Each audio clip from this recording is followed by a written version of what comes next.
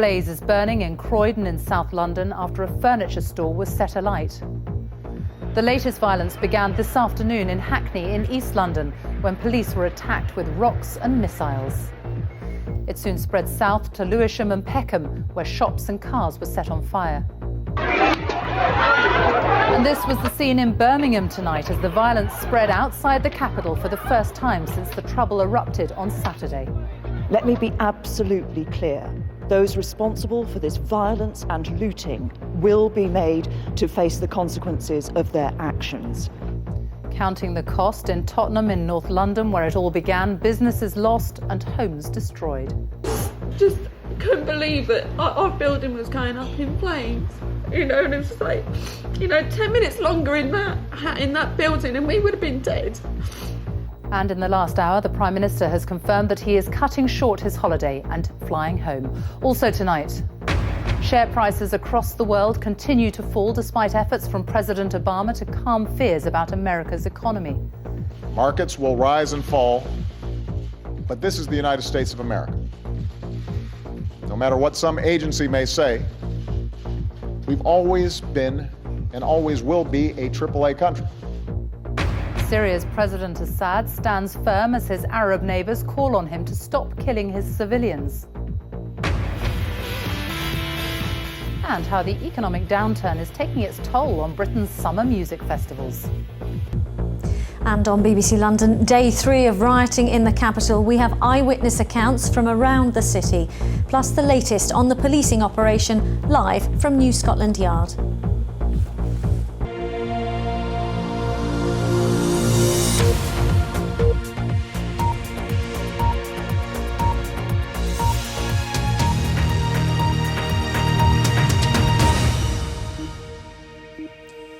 Good evening. Fires are burning across large parts of London tonight as more serious violence breaks out on the streets of the capital for the third night in a row. The latest trouble started in Hackney in the east of the city late this afternoon before spreading to Lewisham, Peckham and now in the last hour to Croydon in South London. And these are the latest pictures live from Croydon, where a furniture store has been ablaze for at least an hour now. For the first time since the trouble began on Saturday, the violence has also flared outside the capital in Birmingham. The Home Secretary, Theresa May, has called the attacks sheer criminality and said those behind it would be brought to justice. In the last hour, it has been confirmed that the Prime Minister, David Cameron, is cutting short his holiday and flying home tonight. Our first report is from our Home Affairs correspondent, June Kelly.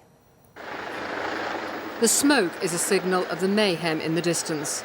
The death of a man in one part of London has triggered a wave of violence in neighbourhoods in the north and south of the capital. In Hackney, the disturbances began in the early evening. The police said they would have more officers on the streets of London tonight, and here they moved in force. So all around this area, the cordons are now going up.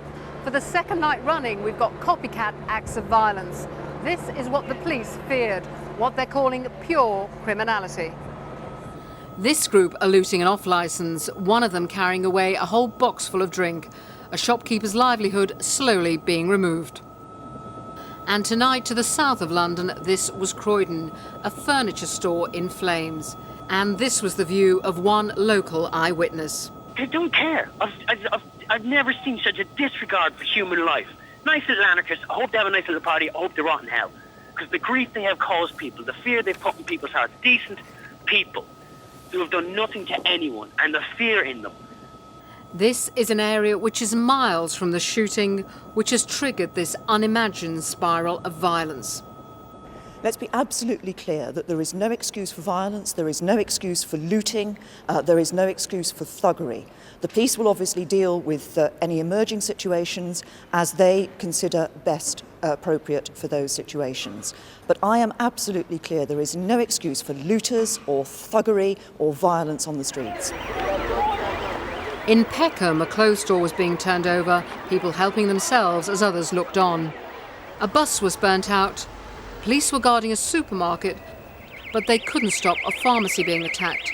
And from the country's most senior police officer, an appeal for help in stopping the law breaking. We have a lot of police officers on duty. But I do urge now that parents start contacting their children and asking where their children are. There are far too many spectators who are getting in the way of the police operations to tackle criminal thuggery and burglary. And I'm imploring that people within those communities actually start clearing the streets to enable my police officers to deal with the criminality that is occurring in front of them. In a development which will alarm police and politicians, tonight the trouble moved outside London. This was Birmingham, vandals and looters out in the city centre. Social media has played a massive part in the spread of information. Police have warned that anyone inciting violence through social networking sites could face prosecution. The technology company BlackBerry has said it will try to assist the authorities in tracking down the troublemakers. A fatal shooting by police last Thursday has become the trigger for an unimagined chain of destruction. The sense of crisis is underlined by the Prime Minister's decision to cut short his holiday and return home. June Kelly, BBC News. Well, the rioting began in Tottenham in North London on Saturday after what was meant to be a peaceful protest following the death of a local man who was shot dead by police.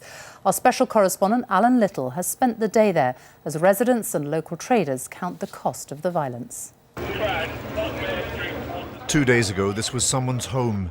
26 families lived in the flats here above a carpet shop. The building teetered all day on the edge of collapse.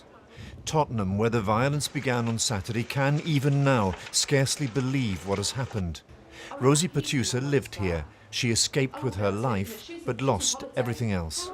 There was another neighbour trying to get out the building, we were just like in such a panic. And then we got outside and then I saw the building, there had flames going up the building.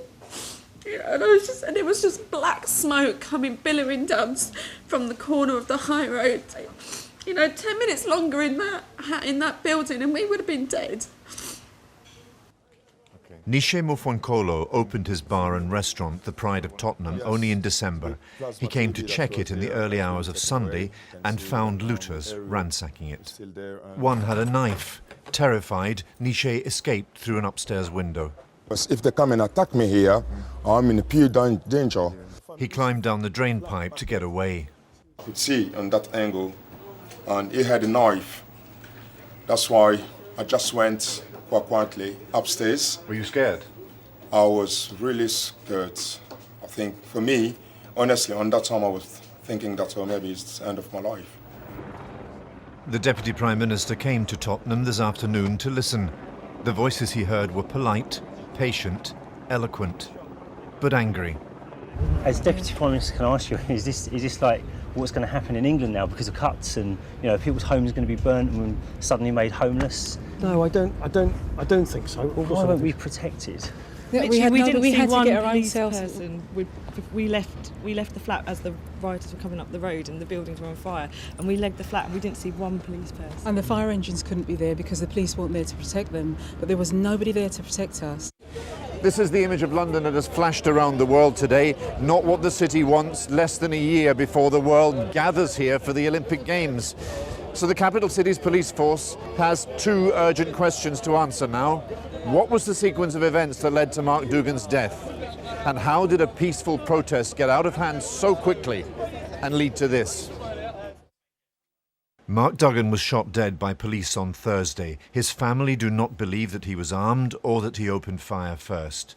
On Saturday, there was a small, peaceful demonstration of his supporters. Within hours, Tottenham was in flames. How? Tottenham is a poor borough, but not the poorest. It has a history of tension between the police and some parts of the community. But no one here now believes that the violence that is sweeping the capital has anything to do with Mark Dougan's death. His own friends and family have condemned it. Violence isn't, if people just continue doing it, it ain't going to heal the pain. Fair enough, I know families and that need answers, but it isn't the right way to go about it. Tonight, Tottenham's infamous new landmark is coming down, but the flames that started here are spreading and the emergency goes on. And the questions, the hows and the whys, remain unanswered. Alan Little, BBC News.